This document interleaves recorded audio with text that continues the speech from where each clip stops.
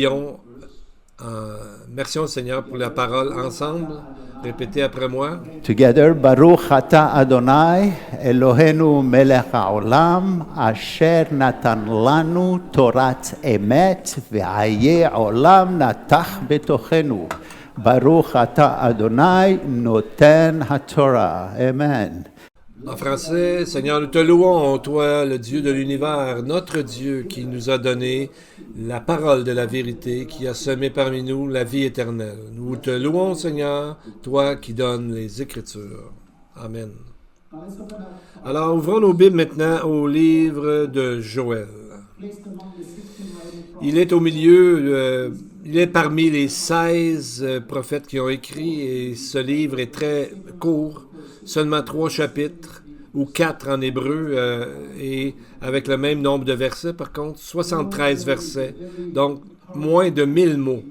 Pourtant, Joël est un livre très fort et est une voix distinctive parmi les autres prophètes. C'est comme si Joël prenait les messages des autres prophètes et le mettait dans le sien et le projette vers l'avant dans le Nouveau Testament et même jusqu'à toucher dans le fond ce que Jésus a dit dans Matthieu 24, dans ce qu'on a appelé le discours du mont des Oliviers et aussi dans les révélations de l'Apocalypse. Donc, on pourrait dire que toutes ces voix font un panorama des choses à venir dans notre monde. Et en étudiant Joël, c'est d'entrer directement dans le moment des temps de la fin, des prophéties de la fin, qui nous commencent dans notre temps présent jusqu'aux événements finaux de l'histoire. Et dans les chapitres de la fin, Joël nous révèle un des thèmes les plus importants, comment Jésus lui-même va se lever, confronter et juger l'antisémitisme des nations. Donc, ce livre est vraiment une conclusion au temps de la fin qui est devant nous. Et il est là, ce livre, pour nous montrer des choses du temps de la fin. Et ce qui est vraiment intéressant dans ce livre, c'est que c'est très difficile à mettre une date parce que il ne nomme pas de roi, il ne nomme pas de choses historiques très précises qu'on pourrait noter la date. Les gens le placent quelque part entre 800 avant Jésus-Christ à 200 avant Jésus-Christ. Parce que c'est pas clair au niveau historique, il n'y a pas d'indice au niveau historique. Mais ce message, dans le fond, fait qu'il est comme en dehors du temps et qu'il nous parle de choses, de prophéties bibliques qui sont en train de se passer justement devant nos yeux.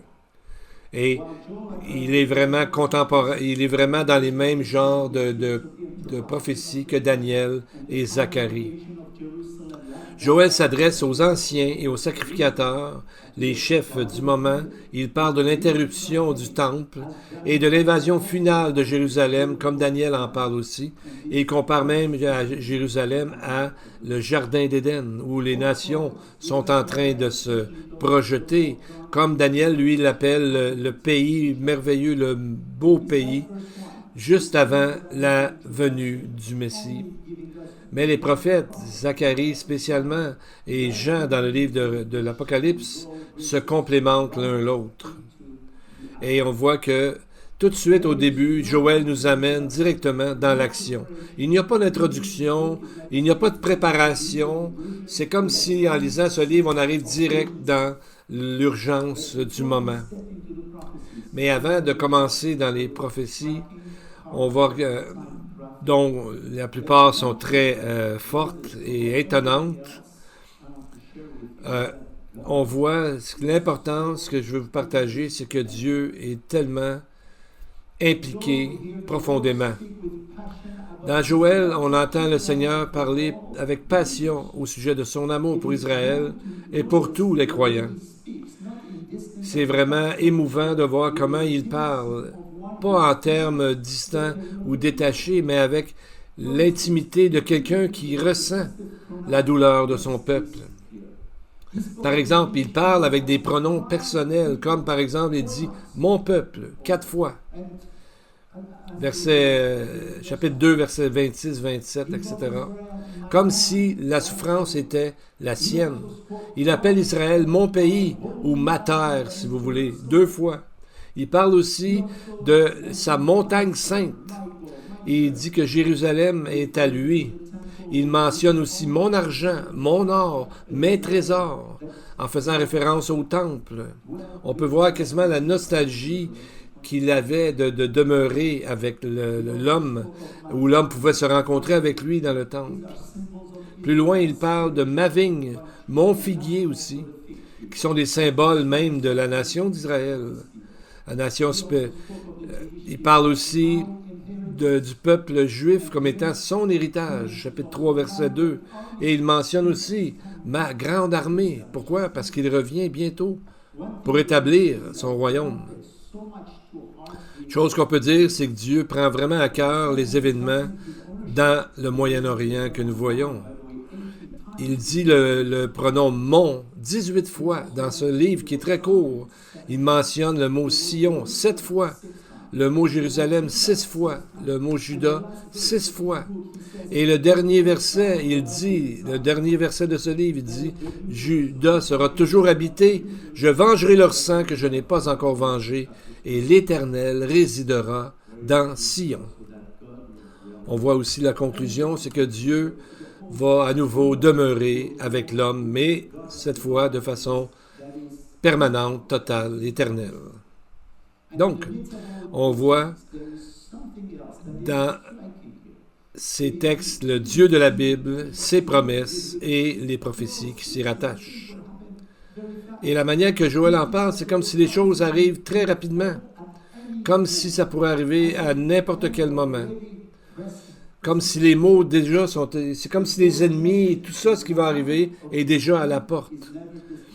Parce que la fin est jamais très loin. Parce que Dieu, n'oubliez pas, est éternel.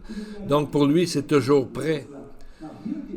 Si on regarde ici dans tous les textes, écoutez ceci, prêtez l'oreille, racontez-le, réveillez-vous, lamente-toi, sois honteux, revenez à moi.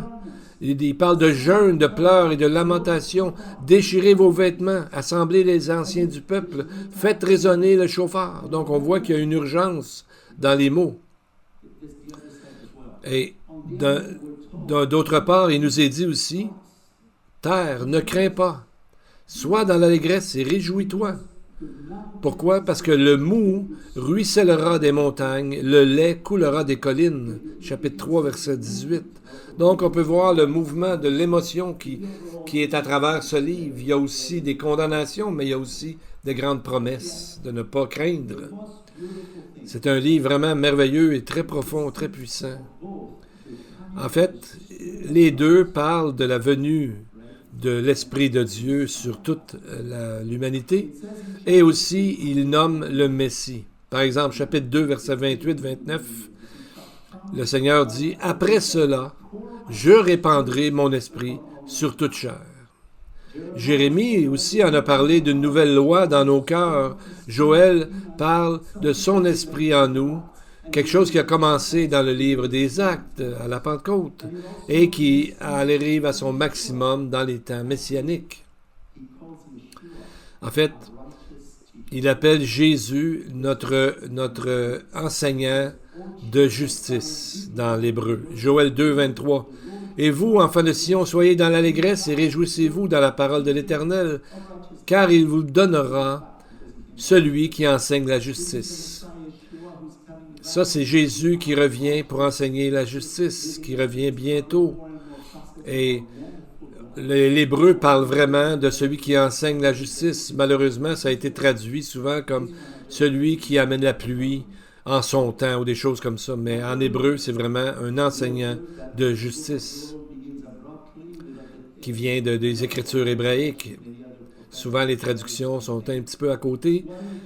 La pluie n'est pas comme un enseignant de justice, mais c'est vraiment l'idée que Jésus revient pour établir son royaume et enseigner à toute la terre, comme d'autres textes de la Bible nous disent.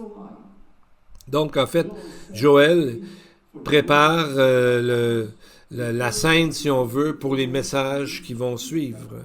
Les premiers versets commencent comme une porte qui s'ouvre pour voir le reste de la prophétie. Joël 1, verset 1. La parole de l'Éternel fut adressée à Joël, fils de Pétuel.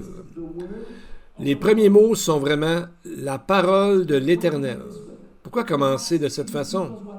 Peut-être parce que ce qui va suivre, c'est vraiment difficile à accepter, dur à croire et même très difficile à imaginer. Mais c'est la parole de Dieu. Le problème, c'est que quand on devient accoutumé à entendre le message de Dieu qui nous réconforte, la paix, les bénédictions, le salut, mais il ne faut jamais oublier qu'il y a un autre côté qui est aussi réel, le côté de la justice, du jugement et de la redevabilité. Et c'est ce côté-là qu'on entend moins souvent et qui nous semble étranger. On pense que Dieu, il est juste bon, mais Dieu est aussi très juste. Dieu est parfait dans les deux aspects, dans tous les aspects de sa personnalité. Donc on voit les deux côtés de Dieu. Et même le nom Joël montre ça. Joël et Yoël, qui montrent les deux noms de Dieu, de Yahvé, Yah et El. Les deux montrent les deux facettes de Dieu. Il y a le Yud et Vavé, le Yo, et le El, qui est justement le Dieu Elohim, qui est le juge tout-puissant, qui règne en sainteté et en justice. Donc on voit dès les premiers mots que les deux facettes de Dieu. Ce mot est là pour réconforter, mais aussi pour confronter. Ce mot promet l'espoir, mais il annonce aussi le jugement. Et seulement quand nous recevons et nous voulons comprendre les deux sens du message, que nous pouvons vraiment comprendre le cœur de Dieu.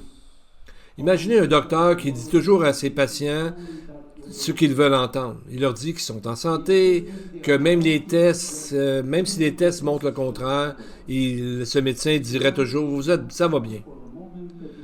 Bien, ces mots pourraient nous réconforter pour un moment, mais en réalité, ils sont mortels, parce que le patient ne voit jamais la réalité de sa maladie.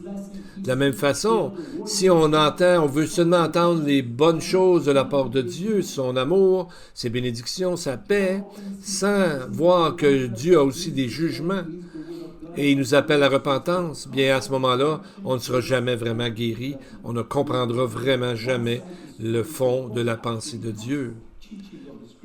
Et Joël commence sa prophétie en nous rappelant que ça, c'est la parole de Dieu. Donc de l'ignorer et de manquer finalement une grande, grande vérité importante de la parole de Dieu et de ce que Dieu est lui-même. Regardons chapitre 2, verset 13, où Dieu dit « Déchirez vos cœurs et non vos vêtements, et revenez à l'Éternel votre Dieu, car il est compatissant, miséricordieux, lent à la colère et riche en bonté, et il se repent des mots qu'il envoie. » Ici, on voit deux mots profonds que les Écritures nous utilisent souvent pour nous décrire ce qu'on appelle la repentance. Le premier mot, en hébreu, c'est le mot « shuv » en hébreu, de retourner, comme le mot en grec « métanoé » qui veut dire de faire un U-turn, de changer notre façon de penser et où est-ce qu'on s'en va, et de revenir à Dieu. Rappelons-nous que ce n'est pas de découvrir Dieu pour la première fois, parce que Paul nous dit dans le fond que tous les hommes connaissent Dieu, dans Romains chapitre 1.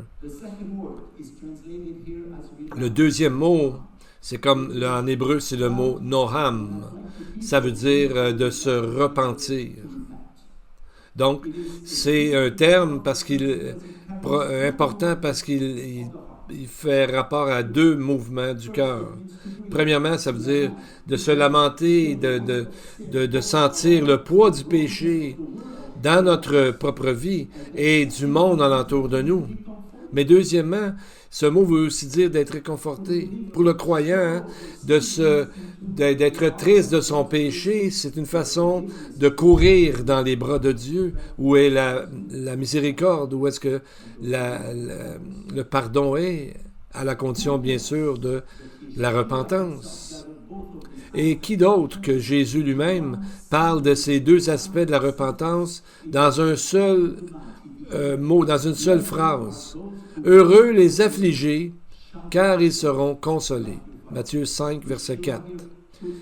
Dieu ici, Jésus met les deux sens du mot niham dans un seul verset. Affligé et consolé. Pour montrer que de détester notre péché est le début de la vraie repentance qui nous amènera seul le vrai réconfort. Et Joël, des centaines d'années avant, centaines de siècles avant, finalement, a anticipé cette vérité profonde. Et on voit aussi, comme Joël a deux facettes de Dieu, on voit que c'est la même chose un peu pour son père, Pétuel. Pourquoi ici nous donne-t-on le nom du père de Joël? C'est à peu près la seule référence historique qu'on a. Parce que dans son nom, on voit quelque chose, un sens très profond au sujet des noms de Dieu. Son nom veut dire, Pétuel veut dire, et on voit le L de la fin, E-L, Elohim, et le mot Pata qui veut dire ouvrir, d'ouvrir le chemin, de développer, comme on développe un cadeau. Comme le psaume 119, 130 dit, « La révélation de tes paroles est claire, elle donne de l'intelligence aux simples. » Donc on voit que le nom même du prophète déjà donne un aperçu de sa mission prophétique à Joël. Et à ce moment-là, c'est à ce moment-là que la prophétie commence à nous arriver dessus, comme des montagnes russes un peu qui vont en haut et ensuite, vous savez, comme des montagnes russes, quand on monte, ça va tranquillement, doucement, puis quand ça descend rapidement.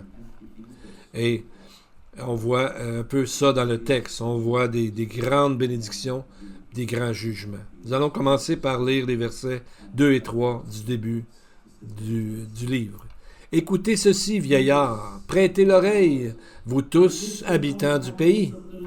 Rien de pareil n'est-il arrivé de votre temps ou du temps de vos pères?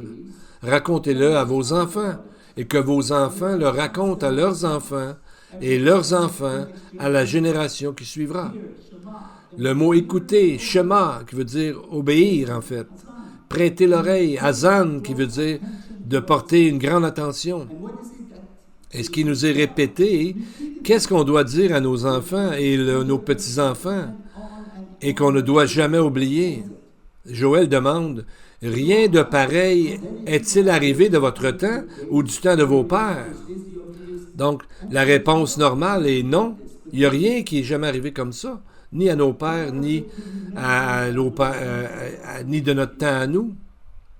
Qu'est-ce qui devait se rappeler qui va arriver dans le futur?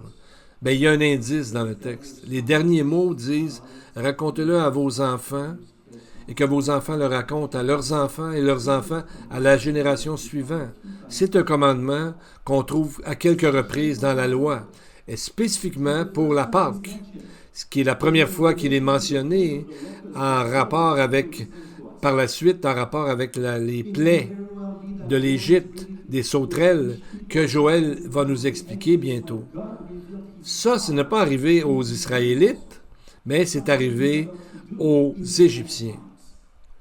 Donc, c'est pourrait très bien être que Joël amène le peuple juif à se rappeler au moment de l'Exode, quand Dieu a révélé sa grande puissance et son nom à Israël, quelque chose qu'il va refaire encore puissamment à la fin des temps. Si nous allons voir dans le livre d'Exode, nous allons voir que le langage est très semblable au sujet des sauterelles. Exactement comme dans Joël, le livre de Joël, Moïse avertit les Égyptiens que les sauterelles vont arriver. Et il leur dit, Exode 10:6, « Tes pères et les pères de tes pères n'auront rien vu de pareil depuis qu'ils existent sur la terre jusqu'à ce jour. » Moïse se retira et sortit de chez Pharaon. Donc, on voit, et au verset 2 du chapitre 10, c'est aussi pour que tu racontes à ton fils et au fils de ton fils comment j'ai traité les Égyptiens et quels signes j'ai fait éclater au milieu d'eux, et vous saurez que je suis l'Éternel. Exactement ce que Joël dit au verset 3. Donc, c'est le premier commandement de rappeler à nos enfants. Et on voit ici la racine de livre qu'on appelle le Haggadah, qu'on lit à chaque Pâques chez les Juifs, dans les maisons juives. C'est des événements de la 8e plaie d'Égypte, l'invasion des sauterelles. Et on voit que le moment que Dieu fait référence, c'est la Pâque où la puissance de Dieu a été démontrée de façon significative. Mais l'avertissement est clair. Avec la même puissance que Dieu a délivré son peuple de l'Égypte, un jour reviendra à la fin pour juger et Israël et les nations lors de son retour. Étudions le texte, Joël 1, 4. Ce qu'a laissé le gazam, la sauterelle l'a dévoré. Ce qu'a laissé la sauterelle, le gélec l'a dévoré. Ce qu'a laissé le gélec, le hazil l'a dévoré. Ici, on a 4 différents types ou des développements de sauterelles.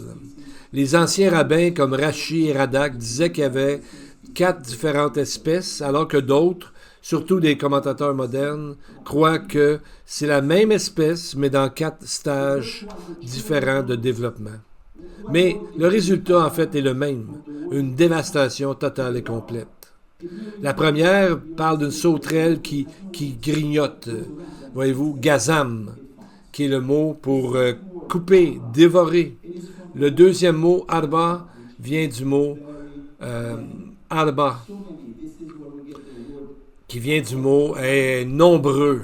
Comme par exemple, il y a un mot en hébreu qui dit arbot hashamayim, qui sont les portes de déluge du ciel lorsqu'il y a un déluge.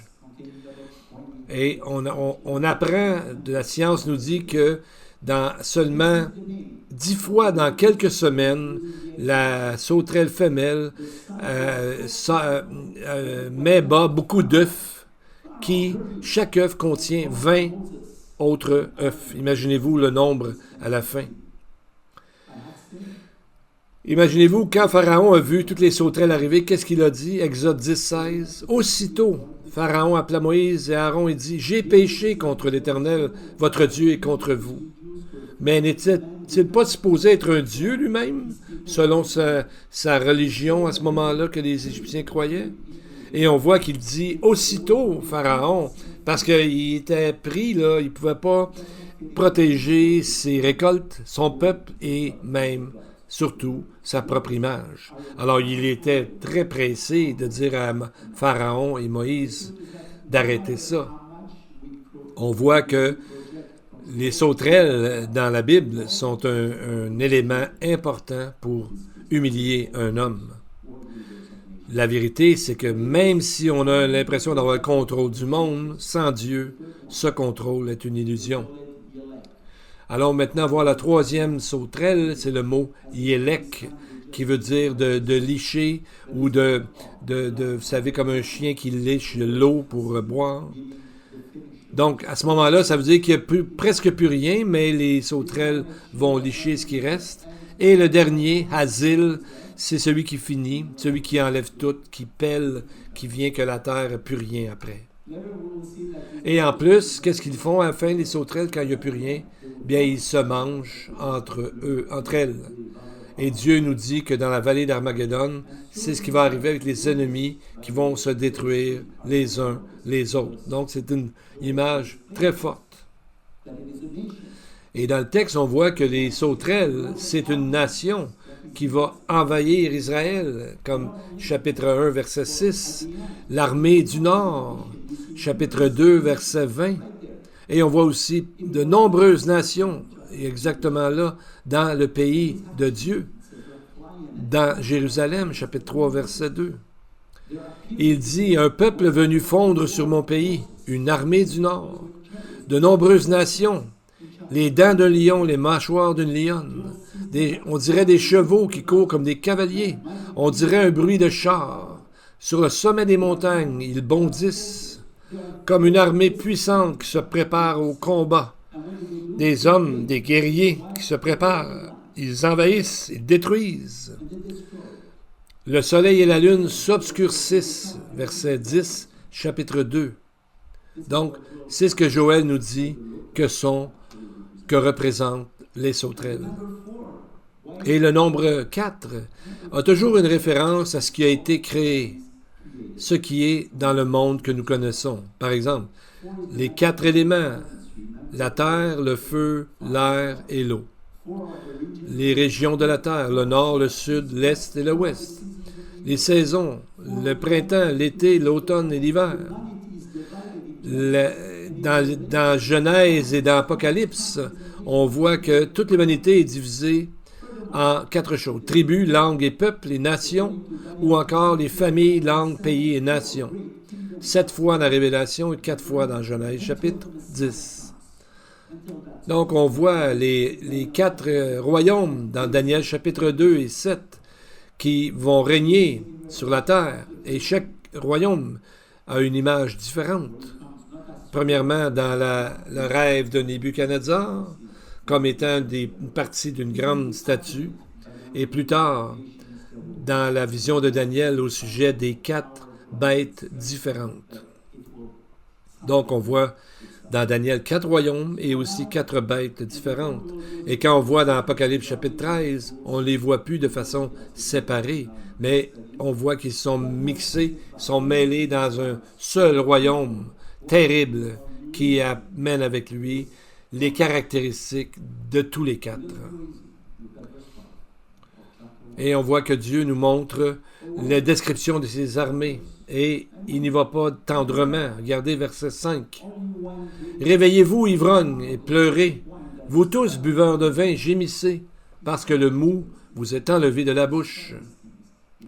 Réveillez-vous et pleurez. » S'il parle de cette façon, c'est parce qu'il l'a vu dans une vision. Et il a vu qu'il n'y aurait plus de vin.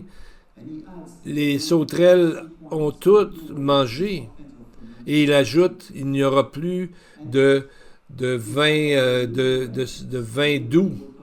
Donc, on parle, ça c'est le vin qui était pour plus les riches, mais plus tard, le mot nous parlera des nécessités de base, comme le grain, qui aussi disparaîtra.